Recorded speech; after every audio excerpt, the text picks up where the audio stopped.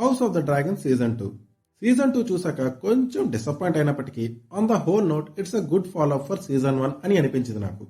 ఈ సీజన్లో total 8 episodes ఉంటాయి. నా ఫేవరెట్ ఎపిసోడ్ అయితే 4th one. First, 4th and 7th episodes నాకు బాగానే అనిపించాయి and those are pretty good.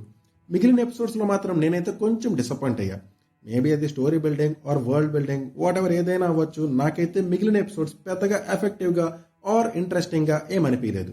అయితే ఫినాలే మీన్స్ 8th ఎపిసోడ్ బాగున్నప్పటికీ ఫినాలే నుంచి కొన్ని ఎక్స్పెక్టేషన్స్ ఉంటాయి కదా, ఆ ఎక్స్పెక్టేషన్స్ని 8th ఎపిసోడ్ చాలా వరకు మీట్ అయినప్పటికీ ఒక ఫుల్ఫిల్నెస్ అయితే మిస్ అయింది.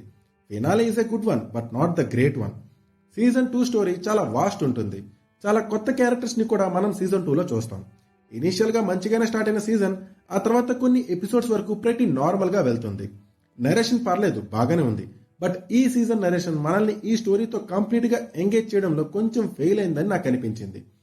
అయితే సీజన్ ఎండింగ్కి వచ్చేసరికి నరేషన్ మళ్ళీ ఇంట్రెస్టింగ్గా మారిపోతుంది. సీజన్ 2 ఎండింగ్లో సీజన్ 3 స్టోరీ ఎలా ఉండబోతుందో అని చిన్న గ్లింప్సెస్ త్రూ ఒక హింట్ అయితే ఇచ్చారు. సీజన్ 2లో డేమన్ క్యారెక్టర్ ఆర్క్ నాకైతే పెద్దగా నచ్చలే. ఎట్టా ఉండేటోడు ఎట్టా అయిపోయాడు అని అనిపించింది. అయితే సీజన్ 2 ఎండింగ్లో మళ్ళీ సెట్ అయిపోయాడు అనుకోండి. But my biggest disappointment in this season is Damon characterization. Damon అనే కాదు, సీజన్ 1లో ఉండే చాలా క్యారెక్టర్స్ని సీజన్ 2లో సరిగ్గా డెవలప్ చేసి ప్రెజెంట్ చేయలేదని నా ఫీలింగ్.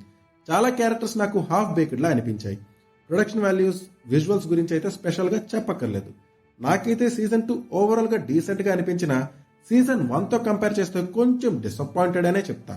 మరి మీకు సీజన్ 2 ఎలా అనిపించిందో కమెంట్స్లో చెప్పండి.